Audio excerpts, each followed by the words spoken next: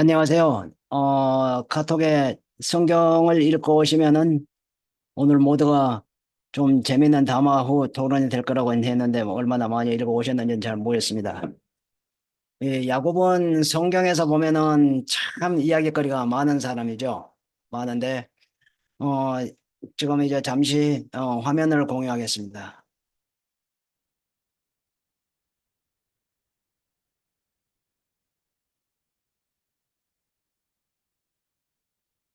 제목은 성경 창세기에서 언급하고 있는 생명 진화 과학이 어떻게 이제 펼쳐져 있는지 한번 오늘 어, 검토해 본 것을 여러분들과 의견을 나누고 싶습니다. 잠시 기도하겠습니다. 하나님 고맙습니다. 오늘 또 주님의 거룩하신 날을 구별하여 허락하시고 이곳 줌이라는 가상 공간 안에 주님의 몸된 교회 아둘람 온라인 공동체를 세우셔서 하나님의 사람들이 함께 모여 나와 너와 우리를 나누며 성령 하나님의 인도하심을 받고 복된 예배를 드리게 해 주심을 진심으로 고맙습니다.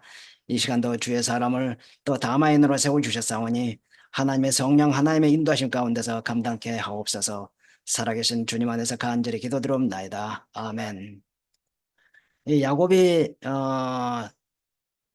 팥죽 한 그릇으로 이제 자기 형의 장자권을 빼앗고 그리고 이제 자기 형이 이제 그것을 알고 이제 죽이려고 하니까 리브가인 자기 어머니가 야곱을 이제 자기 외삼촌 집으로 보내죠.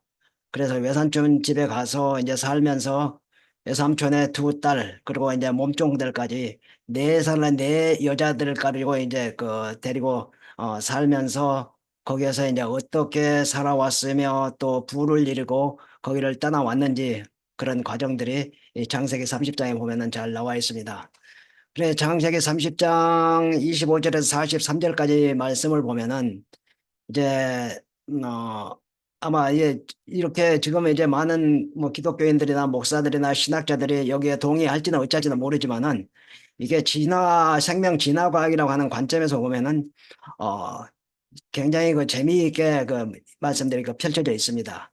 뭐 아롱진 것, 뭐 이제 검은 점, 뭐 이런 것들이 이제 어떻게 야곱에게 불을 안겨다 주었는지 하는 것들을 보면은 그런 그 과정들이 결국은 생명 진화과학과 아주 밀접하게 연결돼서 그렇게 돼 있다. 그렇게 현대 과학을 관점에서 보면은 생각을 할 수가 있습니다. 그래서 많은 기독교인들이 생명을 설명해주는 진화라고 하는 생명과학에 대해서 아직도 긴가민가하고 어, 성경 일장의 창조관에 중독되어서 아직도 헤어나지를 못하고 있는 것이 현실입니다. 그렇지만은 진화 과학은 다윈의 진화 종의 기원을 지지하고 그 이론에서 파생된 논리와 이론으로 더욱더 진화 과학을 발전시켜 가고 있습니다. 그래서 창세기 30장 25절 43절까지의 성경 구절들을 보면은 야곱과 야곱의 외삼촌 라반 사이에 두 딸을 매개로 해서 두 사람 간에 하나의 이제 노사 관계가 이제 맺어지죠.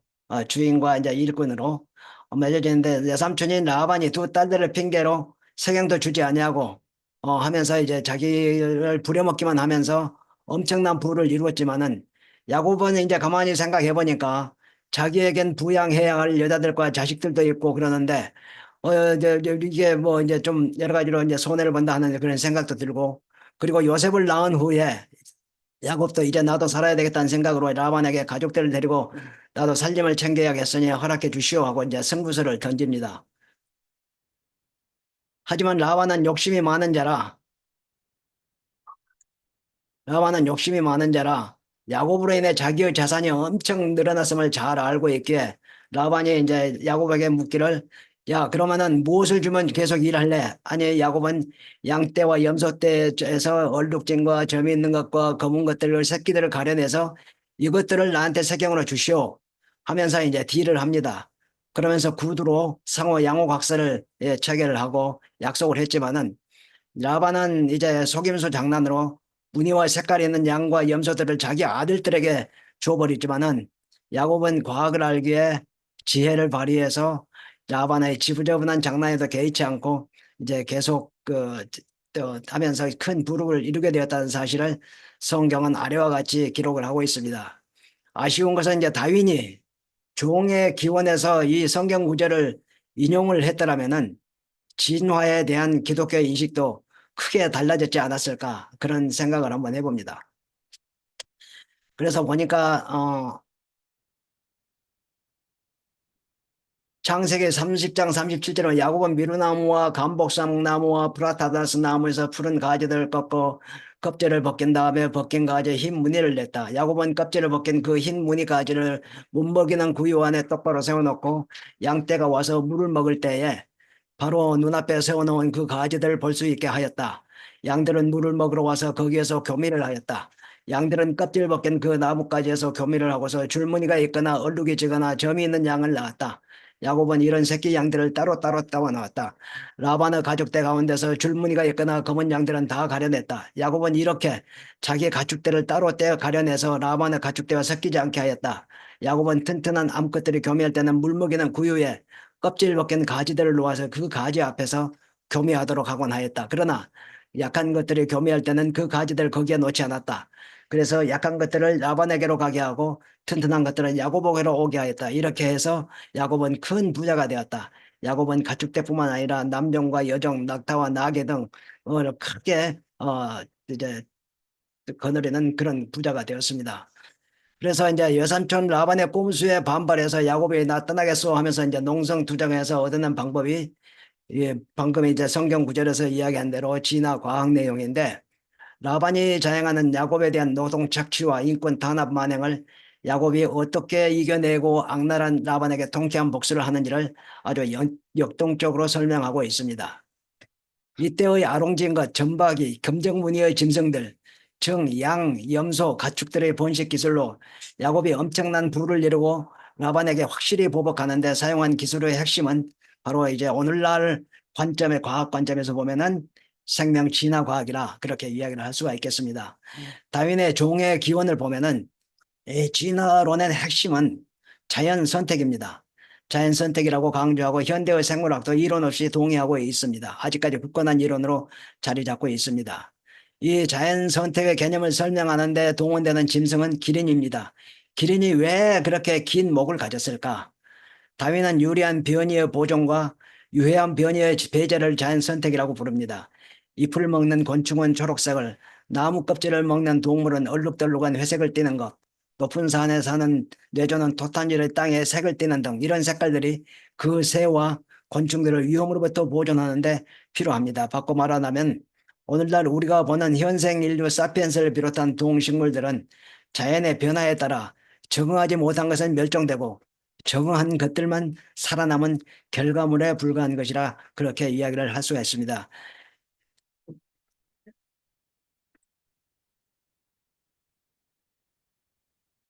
여기에 나오는 이제 나중에 보여드릴 이 그림들의 곤충의 풀잎과 같은 색깔인 것은 곤충이 살아남기 위해 진화한 결과물이 아니겠습니까? 저 그림 중 나무의 자연의 모든 악조건을 견내고 그 단단한 바위를 기어이 뚫고 올라가 생명을 유지하는 모습이 정말로 경이롭다 하지 않을 수가 없습니다.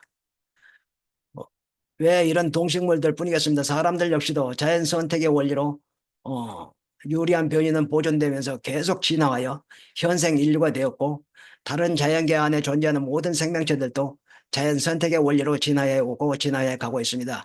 이 사람으로 생각을 하면은 결국 그 사람들도 사피엔 뭐야 저 호모종이 나왔을 때 네안데르탈린 그다음에 사피엔스 이런 게 저 종이 있었는데 결국은 네안데르탈인이 그 자연의 환경을 정하지 못하고 이기지 못해서 결국은 사피엔스에 이제 결국은 이제 그 종속되는 그래서 멸종되는 그런 과정을 이제 예로서 들을 수가 있습니다.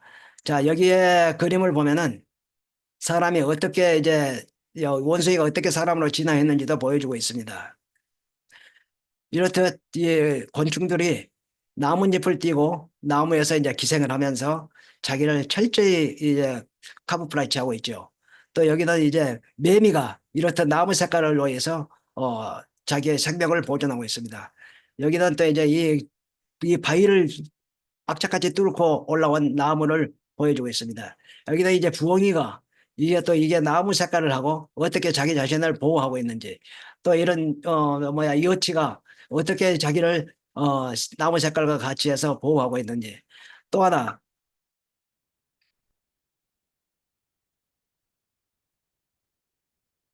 여기 보시면 요게 이제 개구리새라고 합니다. 개구리새. 개구리새가 이게 실제로는 나무하고 거의 아주 비슷하게 아주 보입니다. 이렇듯 자기의 그 생명을 보존하고 살아남기 위해서 이런 동식물들도 다 자기 나름대로의 그 저 원리 원칙을 가지고 이렇게 살아남고 있습니다. 또 그다음에 이제 그 어떻게 사람으로 오늘날에 호모사피엔스로 이렇게 변화되었는가 하는 것을 이렇게 그림이 보여주고 있습니다. 그래서 오늘 이 성경 말씀에 나와 있는 것들을 중심으로 해서 이제 여러분들의 그 여러 가지 뭐 이제 진화 과학에 대한 거, 뭐 어떤 어 문이나 제 질문이나 이런 것들이 있으면은 서로 호심탄회하게 의견을 나누면서 시간을 보냈으면 좋겠습니다. 예, 고맙습니다. 저도 준비하면서 창세기 이 부분을 오래간만에 읽었습니다. 음, 그 두 아내, 이제 사실은 외사촌이죠, 외사촌. 외삼촌의 딸들이지 않습니까? 외삼촌의 딸들을 얻게 되고, 물론 이제 동생을 더 사랑했던 것인데, 라반이 그 야곱을 일꾼으로 더 쓰기 위해서 동생을 먼저 줄 수는 없고 언니를 먼저 데리고 살아라 이렇게 얘기해서 언니를 먼저 언니랑 살고 또 동생을 또 얻고 그리고 또 이제 두 자매와 사는 과정에서 자녀에 대한 그런 서로 간의 그 경쟁심, 질투 때문에 뜻하지 않게 두 자매의 여종들까지 아내로 맞아들이게 돼서 네 사람의 아내로부터 어 12명의 그 자식들을 낳게 되는 그 과정들이 이제 쭉 소개가 되죠.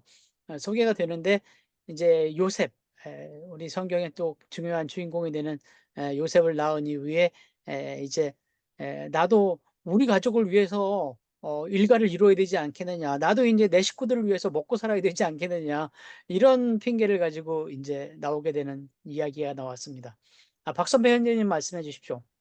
예, 최재경 원장님 말씀 담아 잘 들었습니다. 저도 성경 창세기를 읽으면서 그렇네. 여기에 보니까 과학적으로는 아니 그 진화론적으로 반대된 내용이 여기가 있었구나라는 것들을 발견을 했어요. 어떻게 이게 아롱진 것이 나올 수가 있을까? 그렇게 될 수가 없는데 그렇지 않습니까? 우리가 뭐 상식적으로 생각했을 때는 성경은 창조론인데 반대되는 내용에 글이 쓰여 있구나라는 걸 다시 한번 알게 됐어요. 그러면서 저는 이제 살면서 그런 생각도 해보거든요. 어렸을 때 그 농사를 지게 되면 피를 뽑잖아요. 가라지라고도 하는데 피하고 그 모하고는 어렸을 때는 작았을 때는 진짜 구분하기가 어려워요. 그래서 이게 잘못될 때 그거 이게 구분하는데 시간이 많이 걸렸거든요. 많이 혼났죠. 왜 물을 뽑냐, 왜 피를 뽑냐 이렇게 쓴 적도 있었고 또 최근에 이제 잔디를 하면서 이게 풀이 잔디하고 똑같은 것이 자라요. 거의. 그리고 나서 조금 더 커야만이 이제 쭉 이제 커야만이 이제 나오는 거. 그런 것도 이렇게 나오면서 보면서 우리가 너무 저는 그래요. 너무 이렇게 성경의 창조론에만 이렇게 몰두해 있어서 그것만 절대적으로 알고 있어서 이건 그렇다 나타날 수 없는 것이다라고 이렇게 너무 못 받고 생각하는 것이 아닌가. 그래서 개체들이 그 옆에 있으면 좀 닮아간다고 그러잖아요. 인간도 마찬가지라고 그러죠. 부부끼리는 전에는 전혀 틀렸는데 같이 살다 보니까 많이 닮았다. 뭐 그런 얘기 심심찮게 들잖아요. 부부끼리 이렇게 닮았냐 이런 얘기하고 이제 전혀 부부하고 이게 남편하고는 전혀 틀린 모르는 사람이었는데 같이 살면서 닮아가는 것들 이런 것들이 오늘날 오늘 그 담화하신 그 주제하고 일맥상통하지 않을까 그런 생각을 하면서요. 저는 이제 오늘 느끼는 이 토론을 통해서 담화를 통해서 느끼는 것은 우리가 너무 한 가지에 함몰되어 있으면 그 외의 것은 참 보지 못하는 그런 실수를 범할 수 있겠구나. 그래서 좀 열린 생각을 갖고 한 가지에 몰두하지 않고 하는 것들이 오늘 저에게 주는 메시지가 아닐까 이런 생각을 해 봅니다. 예, 이상입니다. 네, 감사합니다. 저 오늘 이제 아침 일찍 일어나서 요 텃밭에 있는 이제 배추벌레 잡았거든요. 그 배추벌레 인제 약을 안 치니까 나비가 와서 계속 알을 쏘아나니까 인제 배추벌레가 계속 생기거든요. 근데 배추랑 색깔이 똑같아 가지고 안 잡히는 거죠. 열심히 들여다봐야 겨우 한 마리씩 잡는데 이병석 형제님 마이크 켜 주셨습니다. 말씀해 주십시오. 네, 안녕하세요. 오랜만에 뵙습니다. 제가 요즘에는 그 일들이 있다 보니까 자주 못 뵙는데요. 오늘 최재구 형제님 얘기하신다고 해서 좀 기대도 하고, 제가 원래, 제 과학은 별로 못하지만 참 좋아해요. 그래서, 그 궁금한 것도 있었고, 아마 비슷한 내용이 저도 이 성경을 옛날부터, 어렸을 때 읽었을 때 이 대목이 저는 참 신기했고 궁금했었어요. 그게 가능할까? 참 신기하다. 유전적 변이가 그때도 있었을 수 있을까? 어떤 유전적 어떤 열성, 우성 뭐 그런 걸 통해서 그게 변화를 시키는 게 참 대단한가? 이게 과연 그가 한 방법이 요즘 과학자들이 하는 방법으로 통할 수 있는 방법이었을까 하는 질문들을 저는 어렸을 때 했었거든요.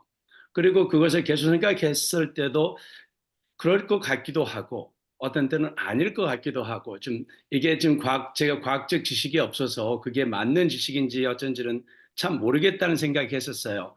그리고 아까 되면 우성과 열성 어찌 보면 적자 생존이라고 해야 되겠죠. 어떤 우성이 연자는 살아 있고 또 열성자는 어차피 없어지는 그러한 연관도 요즘 현대적으로 보면은 인간들 경에서 공정과 정의, 적자 생존하다면 인권적으로서 어찌 이건 좀 나쁜 표현이 될 수도 있잖아요.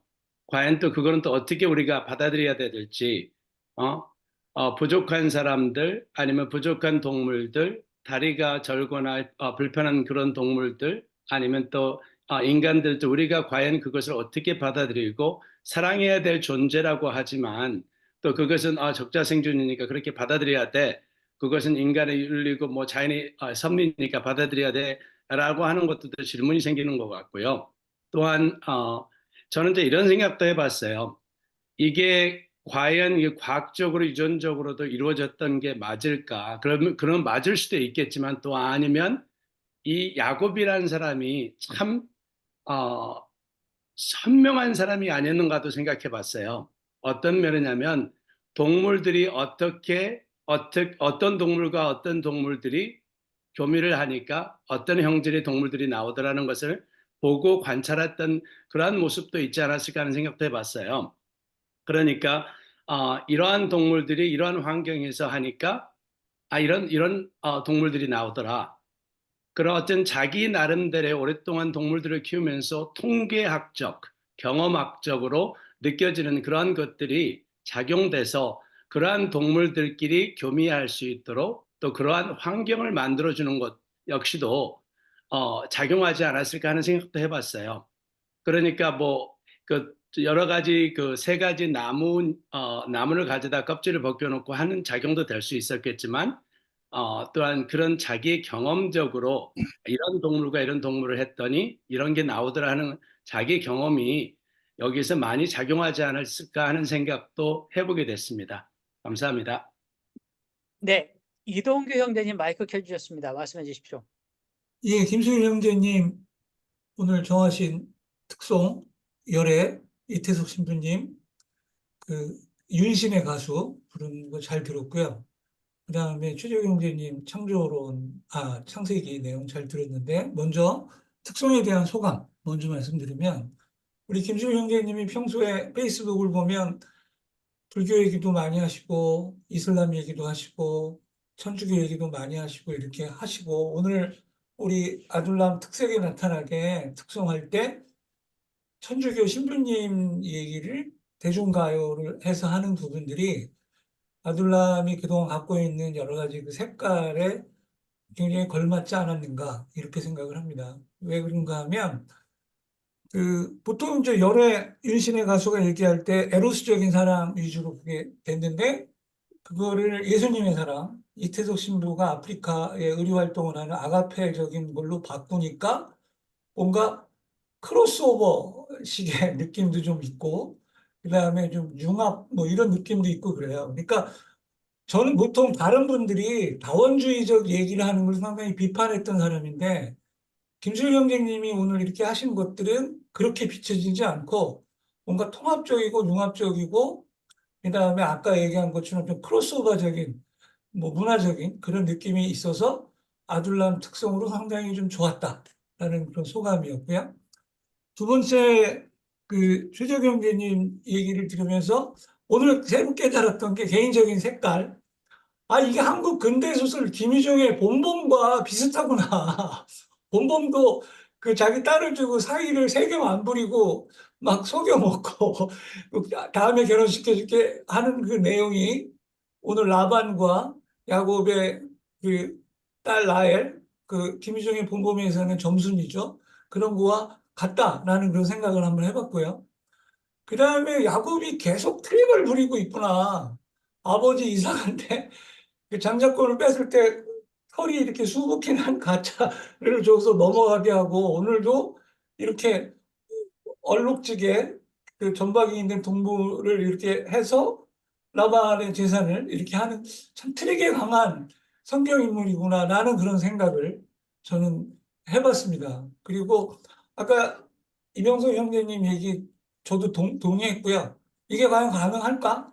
이런 식으로 하면 그렇게 태어날까? 짐승들이 줄기만 보고 이런 생각을 하면서 이것도 뭔가 상징적인 의미가 있지 않나. 그래서 결국 진화도 하나님이 하시는 일 아닐까. 뭐 그런 생각을 또 해봤습니다. 네, 이상 소감이었습니다. 네. 그 사실은 우리 자연적인 섭리로 봐서는 라반이 굉장히 그 지혜로운 사람이라고 봅니다. 왜냐하면 그 야곱의 제안을 받자마자 라반이 한 행동이 무엇이었습니까? 얼룩지고 그다음에 점박이고 새카만 것을 먼저 골라내서 그곳을 사흘길 되는 곳으로 딱 격리시켰잖아요. 왜냐하면 얼룩진 놈이 얼룩진 놈을 낳을 가능성이 높고 시커먼 놈이 시커먼 놈을 낳을 가능성이 많기 때문에 애시당초 그놈들이 낳을 것을 배제하기 위해서 떼어다가 자기 아들들한테 키워줬단 말이에요. 그러니까 어차피 이제 야곱이 기르게 된 것들은 얼룩지지도 않고 점도 없고 새카맣지도 않은 새하얀 양과 새하얀 그 염소를 기르게 된 거예요. 거기에서 얼룩지고 시커멓고 점박이를 이제 야곱 차지가 되는 거잖아요, 이제 결국은. 그렇기 때문에 라반은 "자 봐라. 고런 게 얼마나 나올지." 하고 이제 사기를 친 건데 근데 인제 야곱이 형질 변경을 시도했단 말이죠. 지금 인제 최정 형제님이 말씀하실 부분은 그 부분인 것 같습니다. 인제 아까 그 담화 시간에 쪼끔 인제 좀 보완할 것이다라고 하면 이제 그 형질 변경이 과연 과학적이고 가능한 것이냐 이 부분에 대해서 말씀을 좀 해 주시면 좋을 것 같습니다.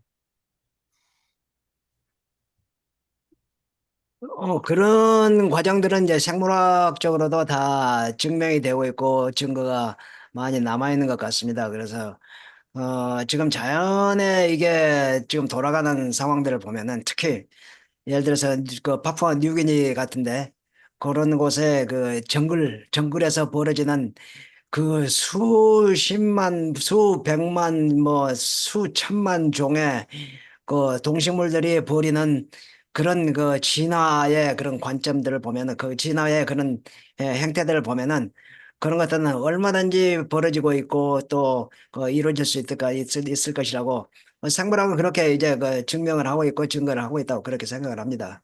그래서 오늘 이제 물론 많은 사람들이 정말로 이게 그 뭐야 이제 또그 양들이 서로 교미를 할 때 거기에다가 이제 그 나뭇가지를 갖다가 이 전방에 뭐 이제 좀 울긋불긋한 거 이런 것들을 갖다 놓으면은 그 짐승들이 그것에 어떻게 좀 그 영향을 받아서 또 새끼를 낳을 때 그런 그 어떤 그 색깔 있는 것을 낳을까 하는 그런 이제 의구심이 생길 수도 있겠지만은 그것을 이제 지속적으로 하게 되면은 그런 과정들이 나타난다고 생각을 합니다. 나 이제 주로 BBC 어스 같은데 나오는 그런 게 자연 생태계에서 이루어지는 그런 여러 가지 것들을 이제 굉장히 이제 흥미롭게 이제 보는데 그런 것들을 보면은 그런 거 이게 이렇게 자꾸 어떤 생물들이 진화해가고 하는 그런 과정들이 정말로 그냥 그 역동적으로 이루어지고 있고 그렇게 되고 있는 걸 그런 그 프로그램들을 보면은 거기서 이제 보게 됩니다. 예. 네, 그럼 문용훈 형제님 말씀해 주십시오. 예, 저는 또, 이 성경 말씀을 읽을 때 오늘 최재구 형제님께서 그 담아하시기 전까지는 저도 진화 쪽으로 항상 생각하고 이 성경을 좀 읽었는데 오늘 들으면서 오늘 아주 파격적인 그 그림을 내놓으셨어요. 그 원숭이가 사람이 됐다 이렇게 얘기하면 우리 기독교계에서는 완전히 이건 뭐 이단 중에 이단인데 오늘 그 말씀을 하셨는데 그것을 가만히 놓고 생각을 해보니까 이게 진화보다는 아주 간절한 열망. 이게 그 야곱은 진짜 성실하고 엄청나게 적극적이고 노력하는 사람이었다 이렇게 느껴지는 거예요. 오늘 성경 말씀도 있고 그래서 그런 측면에서 생각해 보면 어떨까? 간절히 원하면 된다라고 하는 옛날에 뭐죠? 그 도교인가요? 그게 뭐 그 뭐라고 하는데 이름이 생각이 안 나네요. 단어가 그런 것이 아마 인류 초기서부터 있었을 것이다. 그러면 그런 것이 간절한 열망은 그러잖아요. 저희가 자녀들 보면 부모님들의 직업에 영향을 상당히 많이 받고 대화에 상당히 영향을 받아서 자녀들도 그런 쪽으로 가는 경향이 많아요. 그러면 자녀들은 그런 것을 주변에 보고 자기가 이렇게 해야 되겠다고 간절히 원했을 때 그런 뭔가 유전 비슷한 뭐가 이게 이 대가 쭉 돼야 되지 않나. 그런 측면에서 봤을 때는 종교도 발전이 됐고 사람도 발전이 됐고 과학도 발전이 됐고 모든 것이 발전에 의해서 이렇게 되는 것 같은 생각도 들어서 기독교계에서도 굳이 진화론 가지고 이렇게 부정적으로 볼 게 아니라 좀 그런 쪽에 좀 이렇게 연구를 좀 해서 이 종교가 기독교가 좀 살아나기를 이런 마음도 생기네요. 이게 잠깐 이렇게 생각이 들어서 좀 예, 마이크를 좀 눌렀습니다. 이상입니다.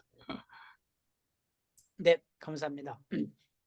일반적으로 생명이 환경에 적응하는 과정에서 그 어떤 외형 이런 것들이 이제 많이 바뀐다라고 하는 부분은 지금은 대부분 과학적으로도 증명이 돼 있고 인정을 해주는 것 같습니다. 인정을 해주는 것 같은데 다만 이제 우리가 오늘 말씀을 읽으면서 좀 이해하기 좀 어려운 것은 그 짧은 시간이지 않습니까? 오랜 세월에 거쳐서 환경에 적응하는 과정이 아니라 정말 그 양들이 건강한 양이냐 아니면 건강하지 않은 양이냐 상태를 보고 건강한 양일 경우에는 그들이 이제 수태를 할 때 교미를 할 때 그 얼룩덜룩한 걸 보여줘서 얼룩덜룩한 새끼를 낳게 하고 그다음에 건강하지 않은 양들이 이제 수태를 할 때는 그냥 내비둬서 그건 그야말로 라반의 것이 되도록 그렇게 했다라고 하는 부분이 그게 이제 오랜 시간을 두고 한 것이 아니라 짧은 시간이었기 때문에 그 부분이 조금 이제 우리가 쉽게 이해하기가 어려운 부분이었다. 이렇게 보고 전체적으로 환경에 적응해서 제가 이제 그 배추벌레 말씀도 드렸지만 정말 그 배추하고 구분하기 눈 좋은 사람이나 딱 구분하거든요. 쉽지 않거든요, 그 벌레들. 그리고 인제 그 김을 매다 보면 부추 인제 풀 뽑아 주다 보면 야 정말 부추하고 똑같이 생긴 풀들이 그렇게 나는 거예요. 나 가지고 부추하고 구별이 잘 안 돼요. 근데 다른 데는 거의 안 나요. 근데 꼭 부추밭에 부추랑 비슷한 풀들이 그렇게 나요. 그래서 사람 헷갈리게 하는 그런 게 있는데 그것도 인제 생존 전략이겠죠. 그 풀들 입장에서는. 그런 걸 보면 환경에 따라서 식물들이 자꾸 적응을 해 나간다.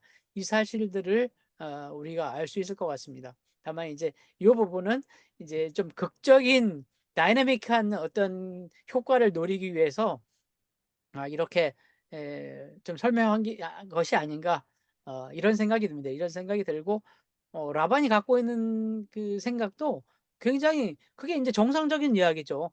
검은 놈이 검은 놈을 낳고 얼룩덜룩한 것이 얼룩덜룩한 것을 낳을 가능성이 많고 우리가 강아지나 고양이 길러보면 인제 알지 않습니까? 그런 것처럼 라반은 그걸 상식적으로 그렇게 생각을 해서 딱 분리를 시켜 버렸는데 엉뚱하게 야곱이 그게 진리를 원래 알고 있었던 건지 아니면 그것이 꼼수였는지 아니면 하나님께서 한 수 가르쳐 주신 건지 그런 어 아이디어를 내서 결국은 부를 이뤄냈다. 그래서 나중에는 인제 그 식솔들을 이끌고 독립을 할 수 있는 그 근거 뭐 기반이 됐다. 이런 얘기 같습니다. 아마도 내가 생각할 때는 네. 저 야곱이 그 이제 자기 외삼촌의 그런 양과 그 가축들을 계속 그 이제 오랜 시간 동안 길러내면서 거기에서 얻은 경험적인 확률이 그것을 확신하게 만들고 그렇게 하면 되겠구나 하고 어떤 그 지식을 가지고 아마 지혜를 가지고 그렇게 했지 않을까 그런 생각을 합니다. 그래서 지금 이 순간도 자연의 모든 생태계들은 이게 엄청나게 사실은 이제 이 모양으로 저 모양으로 진화하고 하고 있죠. 아니 그러면은 그 하얀 것이 얼룩진 것이 안 나오면은 처음에 생겼던 예를 들어서 고양이 종, 뭐 개 종, 뭐 이런 종들이 처음에는 어떤 한 색깔이었을 것인데 그것이 지금은 맞아 별하별 다양한 색깔들로 나눠져 있잖아요. 그러면은 그런 것들이 안 나와야 되는 거죠. 그런 것들이 나오게 되는 이제 그 배경과 과정이 결국은 이제 이런 다윈이 종의 기원에서 이야기하는 그 자연 선택의 결과 그것이 그런 식으로 이제 DNA를 변화시키고 유전을 변화시키고 유전자를 변화시켜 가지고 그런 식으로 이제 변화되어서 나오는 것이 아닐까 하는 그런 생각을 해봅니다. 지금 아마 지금 라반 밑에서 산 것이 20년 가까운 세월이라고 그러죠. 20년? 예, 10년이 예, 훨씬 넘죠. 예. 네. 20년 가까이 이제 양치기를 하면서 역시 지켜본 것이 경험한 것이 많았다. 이렇게 보는 것이 또 좀 상식적일 것 같습니다. 그리고 이제 오늘 사실은 핵심은 이게 우리가 상식적으로 이해할 수 없는 그런 그 상황이 이제 벌어지게 된 것. 예를 들어서 하얀 양들이 그냥 얼룩진 거, 검은 거, 뭐 아롱진 거 이런 것들로 이제 그 변화돼서 이렇게 진화돼서 이렇게 태어나고 했다 하는 거. 그런 데다 이제 주안점을 두고 이제 이걸 살펴보면은 좋지 않을까 싶습니다. 언젠가는 보니까는 누구야 장동수 목사인가가 하는 그 사랑제일교회 있죠 인천에 우리 문영호님 잘 알 것 같은데 그 KJV 그 하는 사람들 거기 교회에서 어떤 이제 그 사람들 이제 아마 학자예요. 과학자 하나가 양자 역학을 가지고 또 이제 이 성경하고 이렇게 연결을 시켜갖고 강의를 하는 것이 유튜브에 나오더라고요. 그리고 그만큼 사실은 이 성경도 이것을 어떤 과학적인 관점에서 이렇게 살펴보고 이렇게 하면은 이 상당한 부분들을 정말로 이게 과학하고 이게 일치하는구나 하는 것들을 굉장히 느껴볼 수가 있습니다. 예를 들어서 무슨 뭐 여호수아서에 그냥 태양이 뭐 반나절을 멈췄다 이런 것들을 살펴봤을 때 그것을 그러면 이게 과학적으로 어떻게 설명을 해야 될 거냐 그는 이제 충분히 그것은 이제 그때 당시에 전투 과정을 설명하기 위해서 이걸 문학적 표현이 이렇다 하는 뭐 그런 부분으로 이렇게 이해를 하면서 이게 바라보면은 이게 사실은 우리가 좀 더 쉽게 성경을 이해하고 재미있게 이해할 수 있지 않을까 그런 생각을 합니다. 내가 흔히 이야기하는 이 연력학 제2법칙, 연력학 제2법칙, 엔트로피 법칙이라고 하는 것도 성경을 또 이렇게 적용을 해보면은 또 이게 거의 맞아요, 성경에.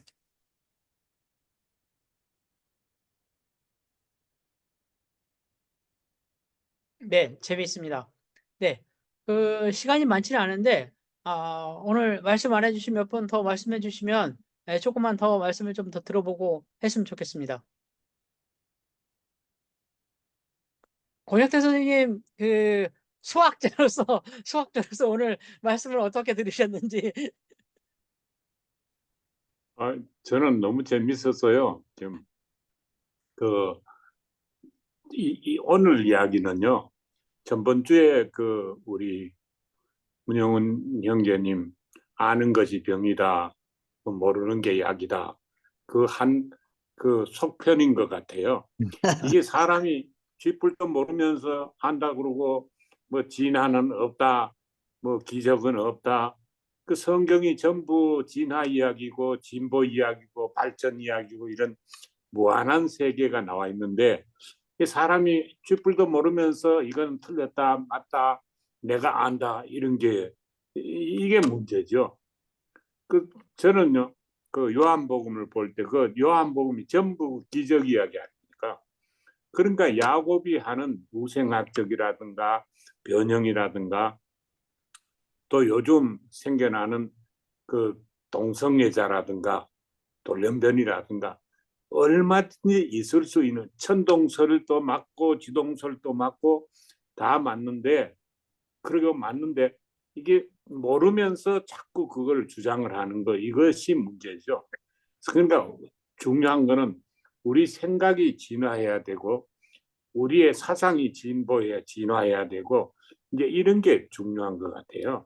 저는 좀 참 마음에 좀 답답한 거는 제가 여기 있는 데가 찰스 다윈이 종려의 기원을 완성한 무대거든요. 찰스 다윈이 여기 와가지고 비글로를 타고 왔어요. 그 비글로의 함장이 피츠로이라는 사람이었어요. 그래서 여기 와 있는데 지금 그래서 여기 이제 찰덴의 산 이름은 피츠로이고 이제 비글이라는 그 이름도 여기에 유명한 지명이 됐고 이런데 와서 그 찰스 다윈이 정말로 성경의 좋은 이론, 좋은 지식을 우리가 알기 쉽게 참고하도록 해줬는데 이 사람이 무지한 사람이 성경을 제대로 이해도 못하면서 찰스 다윈 나쁜 사람이다 이러고 있다. 뭐 어떤 사람은 찰스 다윈은 뭐 마귀다 이런 식으로 말하잖아. 근데 그게 누가 심하냐? 알제린 사람은요, 아르헨티나 사람은 별로 안 심해요. 그게 누가 심하냐면 한국 사람 중에 제대로 예비고사도 통과 못하고 신학교 간 사람들, 요즘 그 신학교 중에 한국의 그 교회 중에 그 안동파라는 말이 있습니다. 안동파. 그 뭐냐면요. 옛날에 안동에 그 교회에서 하는 보통 성경학교가 있어요.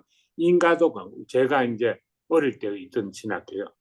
그 신학교에 이제 그 다시 말하면 공부를 잘하는 사람은 그때 이제 중학교 가고 고등학교 가고 대학을 갔는데 못 가는 사람들이 그 안동 신학교 간 거예요.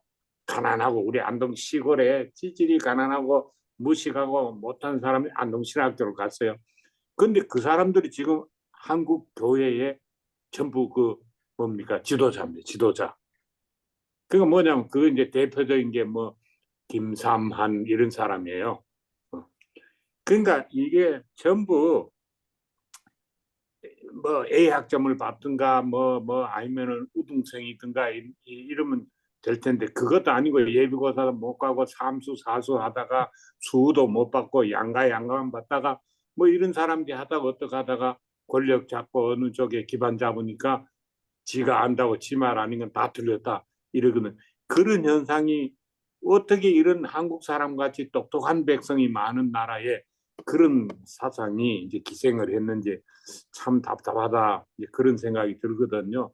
그래서 우리의 생각을 좀 그 생각의 지평을 넓히고 이게 우리 눈을 좀 뜨고 이런 것이 참 중요한데 성경에 너무 좋은 게 예를 들어서 요즘 같은 거 나노라는 거 있잖아요.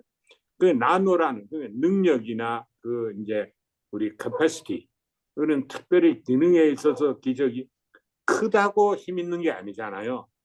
가늘고 이런 것이 요즘 얼마나 그 전자 마이크로 한 테크놀로지가 발달해요. 그죠? 이런 걸 보면은 뻔한 건데 놔두고 무조건 그 아무것도 모르는 사람이 남 틀렸다는 그것만 해서 싸움만 하는 거로 살아가는 이 세태가 참 불쌍하다, 참 안타깝다. 하여튼 그런 생각이 듭니다. 근데 오늘은 전번 주에 그 문영훈 형제님이 아는 것이 병이다, 모르는 게 약이다, 뭐 그런 그 내용하고 최저구 형제님 오늘 내용이 이게 너무 잘 맞는 건데요. 이 아둘람이 참 그 재미있는 곳이 돼가지고 우리는 좀 무식한 사람 안 됐으면 좋겠다. 뭐 그런 생각만 좀 해봅니다. 감사합니다. 네. 지금 시간이 돼서 이제 마무리 말씀해 주시면 좋겠는데요. 조현철 형제님이 질문을 하나 이제 올려놨습니다. 뭐냐 하면 사람이 진화된 거라고 이해한다면 100년 혹은 1000년 후에도 지금의 사람의 모습과 다른 모습이 되지 않겠느냐. 그런 질문을 했어요. 그래서 최정 형제님 이 부분을 간단히 언급해 주시면서 마무리 말씀 그리고 기도해 주시면 좋겠습니다. 지금의 이제 호모사피엔스가 어떻게 또 다른 변종이 생겨나고 할 것이냐, 어떻게 진화할 것이냐 하는 것은 아무도 모릅니다. 하나님만이 아실 겁니다. 그걸 갖다가 우리가 어떻게 변할 거다, 어떻게 변할 이게 지금 인문학과 과학의 다른 점이 뭔 줄 아십니까? 인문학은요, 지금 우리가 오늘 이 읽는 성경이 언제 쓰여진 거죠? 벌써 2, 3년 전에 쓰여진, 뭐, 구전으로 전하였던 것을 기록물로 만드는 것은 이제 조금 얼마 안 됐다 할지라도 그때 것을 사실은 지금 우리가 음미를 하면서 이렇게 합니다. 그 다음에 이게 뭐, 음양오행설, 주역, 중국에, 그 다음에 단테 신곡이니 뭐니 이런 것들은 전부 다 고전인데도 불구하고 그 수천 년이 지난 오늘날에도 그런 것들을 우리가 음미하고 거기에서 어떤 교훈을 받고 또 그렇게 하죠. 그러나 과학기술은 전혀 그렇지 않습니다. 과학기술은 앞날을 절대로 알 수가 없는 거예요. 우리가 인터넷이 발명이 돼가지고 현재와 같이 이렇게 발전했을까 누가 처음부터 알았겠습니까? 노벨이 갖다가 다이나마이트를 만들어 놓고 그걸 갖다가 이제 평화적으로 사용되고 아주 인류를 좋은 방향으로 이렇게 할 거로 생각을 했는데 그걸 가지고 세계 2차 대전 전쟁을 일으키면서 그 많은 사람들이 살상을 하니까 결국은 노벨이 그것에 대한 이제 반성하는 차원에서 이제 노벨상을 만들어서 이제 그것을 자기의 그것이 이제 잘못됐다 하는 것을 것이라 하죠. 마찬가지로 그 앞으로 이제 어떤 과학기술이 하나가 나왔다 할지라도 그것이 이제 계속적으로 발전하고 또 발전하고 발전하면서 나타나기 때문에 과학과 이게 인문학의 차이는 바로 거기에서 우리가 알아볼 수가 있습니다. 그래서 아까 조인철님이 문의한 그 부분은 어느 누구도 뭐 이제 추정을 하고 이렇게 할 수는 한국 기독교가 살 길을 하나는 성경의 창조 기사만을 절대시하며 진화와 생명과학을 외면하기보다는 받아들이고 선포하며 우리 후세들을 교육하고 이끌어가야 한다 하는 그런 생각으로 오늘 여러분들과 이제 공감대를 나누기 위해서 이 담화를 준비했습니다. 예, 고맙습니다.